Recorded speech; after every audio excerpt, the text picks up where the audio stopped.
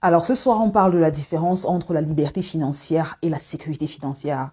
C'est deux sujets ou deux concepts qui, bien que très similaires, n'ont en fait rien à voir l'un avec l'autre. Et c'est un sujet qui a été inspiré parce que très souvent, quand je parle avec des personnes, il y a pas mal qui me disent, écoute, je vais être indépendant financièrement, je vais être libre financièrement, mais quand tu regardes le plan d'action qu'elles ont, tu te rends rapidement compte qu'elles sont en train de converger pour trouver une sécurité financière. Parce que la vérité, c'est que la sécurité financière et la liberté financière ne sont pas seulement différents, mais c'est littéralement deux concepts totalement opposés à l'un de l'autre. C'est littéralement comme le soleil et la lune. C'est rien à voir. Donc, dans cette vidéo, on parle justement des différences entre les deux concepts afin que tu puisses voir lequel est plus en accord avec toi, avec ce que tu veux créer et afin que les actions que tu prennes au final soient en accord avec la vision que tu as de la vie que tu veux créer finalement. Si tu es nouveau sur la chaîne, je suis Jolie Thématio et ici on parle de création de la richesse, on parle de business et d'entrepreneuriat.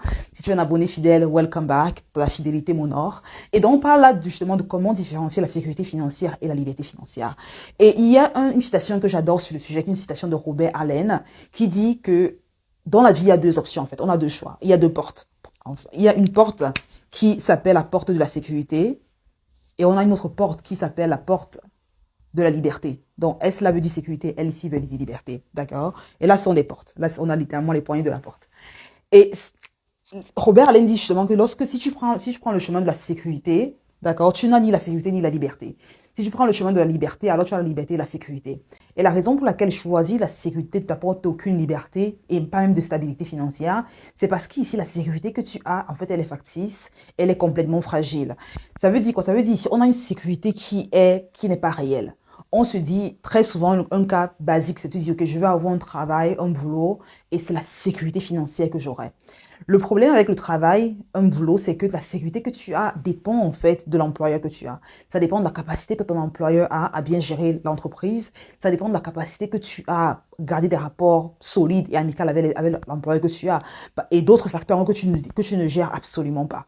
Quand je travaillais par le passé, j'étais très souvent, vu que j'étais dans un poste manager, j'étais très souvent dans des meetings où on décidait un peu de l'avenir des membres de l'équipe, où on se dit, OK, le mois prochain, le trimestre prochain, 3 membres de l'équipe partent parce que le budget ne permet pas qu'on continue de les garder, et ainsi de suite.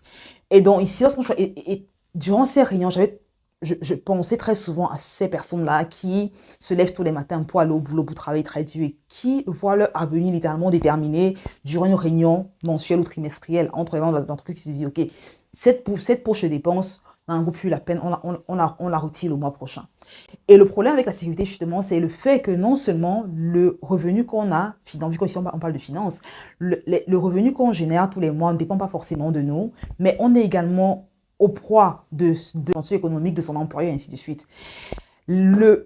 Le positif, c'est justement qu'on a ce cocon-là. On sait que bon, tous les matins, je me lève, voilà, c'est sûr, c'est relativement sûr. Tous les mois, j'ai un revenu qui arrive à la fin du mois dans mon compte, mais on n'a pas de contrôle.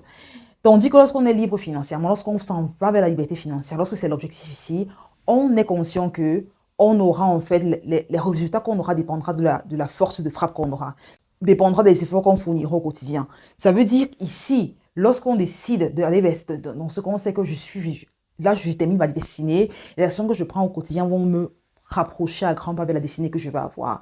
Et dans deux cas de figure, si on sait par exemple ici, on sait que bon, dans tous les cas, si tout se passe bien, d'accord, si je perds le chemin de la sécurité, si tout se passe bien, j'aurai un avenir plutôt positif, plutôt tranquille, d'accord. Donc là, c'est OK, donc si tout se passe bien, on sait plus ou moins, on aura une vie tranquille, on aura un boulot stable, on aura un revenu stable, on pourra payer son hypothèque à la fin du mois, voilà. On aura 30 jours de congé par an, c'est magnifique. On sait plus ou moins ce qui va arriver. Dans le côté de la liberté financière, on sait que si tout se passe bien, d'accord, ça veut dire on réussit à avoir une boîte, avoir un business qui génère des revenus importants tous les mois de façon récurrente. On sait ici que l'outcome ici sera magnifique, d'accord, parce que ici non seulement là, ça veut dire magnifique en fait, d'accord? La raison pour laquelle on aura un futur magnifique ici, c'est pourquoi? Parce qu'on aura on aura les deux en fait. On aura non seulement la sécurité, la stabilité financière qui vient ici du business ou de l'activité qu'on a lancée, mais on aura également la liberté. On aura la liberté de profiter de ce revenu-là. Parce que le problème avec la sécurité financière, c'est que même des fois, lorsque le revenu qu'on a augmente, lorsqu'on est dans un boulot et qu'on se dit, OK, j'ai une promotion, je gagne beaucoup plus maintenant dans mon nouveau boulot, je change de boulot, je vais dans une autre boîte. Ce qui se passe, c'est que, bien que le revenu des fois augmente, on a le sentiment que la liberté financière, on se rapproche de la liberté financière. Dans ce cas de figure, ce qui qui se passe, c'est que la liberté temporelle qu'on a réduit drastiquement. Donc, si on a ici sur une courbe, on a ici le temps, on a ici l'argent, d'accord? Ici, on aura avec le temps, avec l'argent qui augmente, avec le temps qui augmente, l'argent augmente, d'accord? Tandis qu'ici, si on a sur une courbe, l'argent et le temps, on a le temps qui augmente et l'argent qui décroît, d'accord? Donc, on a en fait deux courbes différentes parce qu'ici, avec le revenu qui... Je suis tellement habituée au dollar que j'écris carrément en dollars. Mais là, ça peut être le dollar, l'euro, le franc CFA. Ça dépend un peu. Ça importe peu. Donc ici, lorsqu'on a le côté de la sécurité financière, on sait que si on a le revenu qui augmente, le temps qu'on passe à bosser également augmente très souvent. Pourquoi? Parce qu'on est payé sur la base de l'effort. On est payé sur la base de l'implémentation, sur la base de ce qu'on fournit à l'entreprise. Tandis qu'ici, lorsqu'on va vers le chemin de la liberté financière, de l'indépendance financière, on peut détacher littéralement son temps du revenu qu'on produit.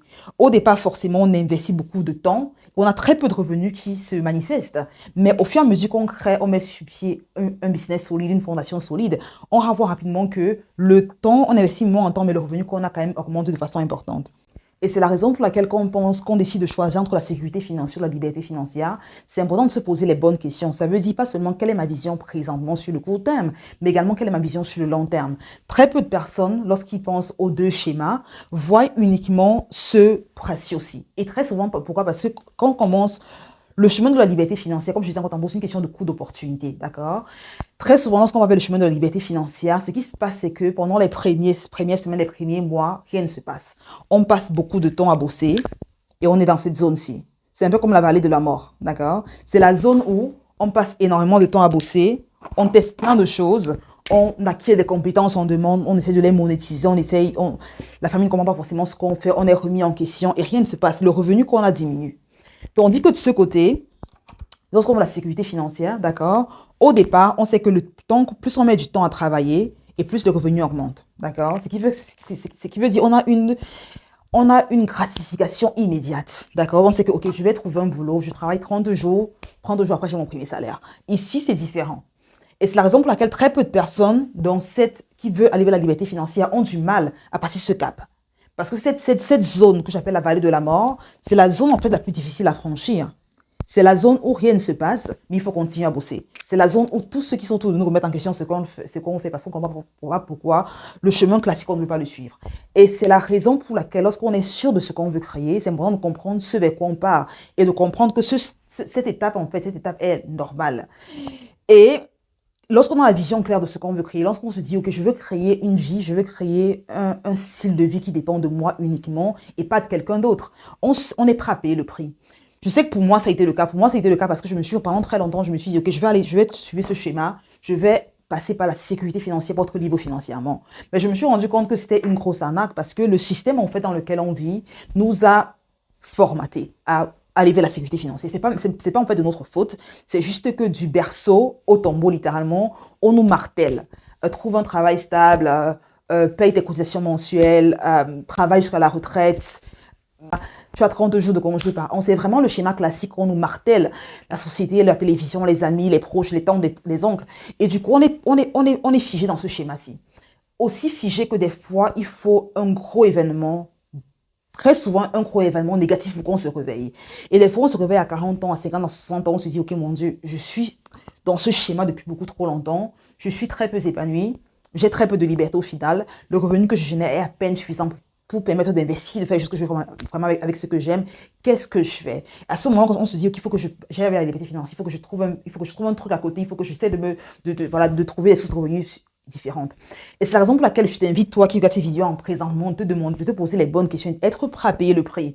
Parce que chacun de ces schémas, que tu ailles vers la sécurité ou la liberté, il y aura un prix que tu auras à payer. La différence, c'est que lorsque je vais vers la sécurité financière, le prix, tu le payes à la fin. D'accord? Le prix de la sécurité vers laquelle tu pars, tu le payes à la fin dans le sens où tu te rends compte au final que ce vers quoi tu partais, cette sécurité-là, ce sentiment de récurrence dans les revenus que tu génères, et ainsi de suite, tu te rends compte que ça, en fait, c'est très, très, très facile, très fragile et que tu as très peu de temps pour toi au final. Quand tu vas vers le chemin de la liberté, tu te rends compte qu'au final, voilà, tu as plus de temps.